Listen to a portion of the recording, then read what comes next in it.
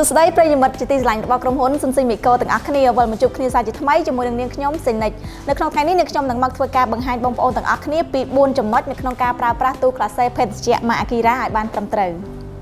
ទី1នៅពេលដែលបងប្អូនទាំងអស់គ្នាធ្វើការដឹកជញ្ជូនទូក្លាសេមកដល់ផ្ទះបងប្អូនទាំងអស់គ្នាត្រូវបញ្ឈរទូក្លាសេចោលរយៈពេល4ម៉ោងឬរយៈពេល1ថ្ងៃយ៉ាងតិចបន្ទាប់ពីការដឹកជញ្ជូនរួច